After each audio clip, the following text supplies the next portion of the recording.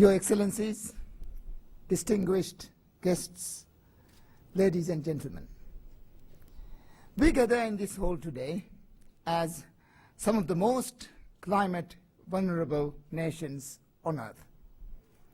We are vulnerable because climate change threatens to hit us first and hit us hardest. And we are vulnerable because we have modest means with which to protect ourselves from the coming disaster. We are a diverse group of countries, but we share, as Aslam pointed out, a common enemy. For us, climate change is no distant or abstract threat, but a clear and a present danger to our survival. Climate change is melting the glaciers in Nepal. It is causing flooding in Bangladesh. It is threatening to submerge the Maldives and Kiribati. And in recent weeks, it has further profoundly defined drought in Tanzania and typhoons in Philippines. We are the frontline states in the climate change battle. That is why we are gathered here. That is what is common to all of us, that we are in the front line. Ladies and gentlemen, developing nations, we did not cause climate crisis. We are not responsible for the hundreds of years of carbon emission which are cooking the planet. But the dangers climate change poses to our countries mean that this crisis can no longer be considered as someone else's problem. Carbon knows no boundaries. Whether we like it or not, we are all in this fight together. For all of us gathered here today, inaction is not an option. So, what can we do about it? To my mind, whatever course of action we take must be based on the latest advice of climate scientists, not on advice of politicians like us. As Copenhagen looms and negotiators are frantically searching for a solution, it is easy to think that climate change is like any other international issue. It is easy to assume that it can be solved by a messy political compromise between powerful states. But the fact of the matter is, we cannot negotiate with the laws of physics. We cannot cut a deal with Mother Nature. We have to learn to live within the fixed planetary boundaries that nature has set us. And it is increasingly clear that we are living way beyond those planetary boundaries. Scientists say that global carbon dioxide levels must be brought back down to 350 parts per million. And we can see why.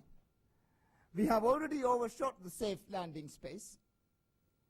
In consequence, the ice caps are melting, the rainforests are threatened, and the world's coral reefs are in imminent danger.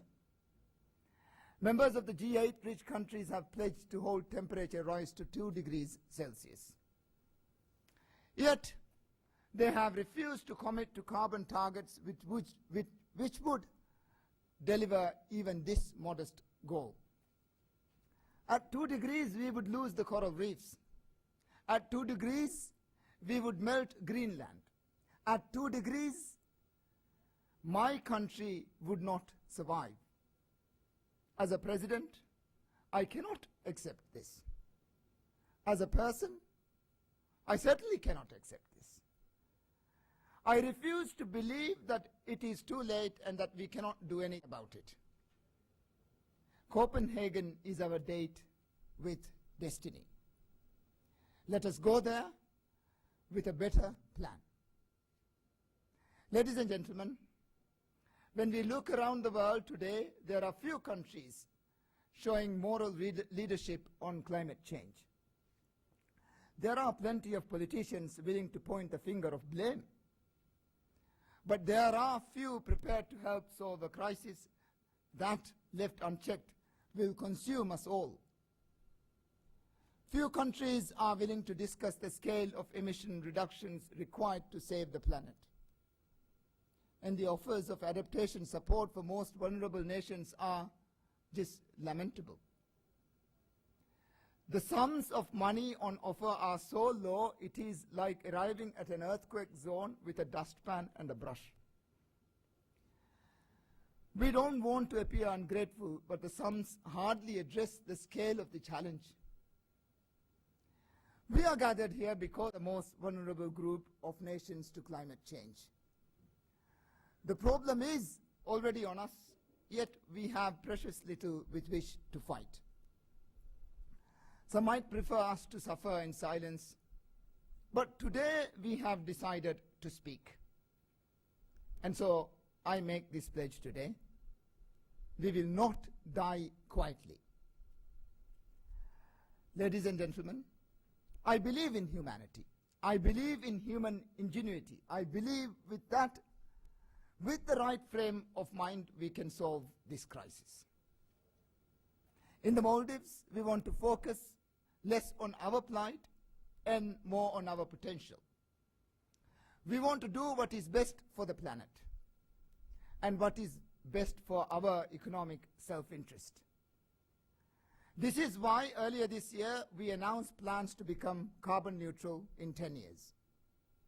We will switch from oil to 100% renewable energy. And we will offset pollution until a way can be found to decarbonize the air transport too. To my mind, countries that have the foresight to green their economies today will be the winners of tomorrow. They will be the winners of this century. These pioneering countries will free themselves from the unpredictable price of foreign oil. They will capitalize on the new green economy of the future. And they will enhance their moral standing, giving them greater political influence on the world stage. Here in the Maldives, we have relinquished our claim to high carbon growth. After all, it is not carbon we want, but development. It is not coal we want, but electricity. It is not oil we want, but transport. Low carbon technologies now exist to deliver all the goods and services that we need. Let us make a goal of using them. Ladies and gentlemen, a group of vulnerable developing countries committed to carbon neutral development would send a loud message to the outside world. If vulnerable developing countries make a commitment to carbon neutrality, those opposed to change have nowhere to hide. If those with the least start doing the most, what excuse can the rich have in continuing with inaction? We know that this is not an easy step to take, and there might be dangers along the way. We want to shine a light, not loudly demanding that others go first in the dark. So today, we want to share with you our carbon neutral strategy.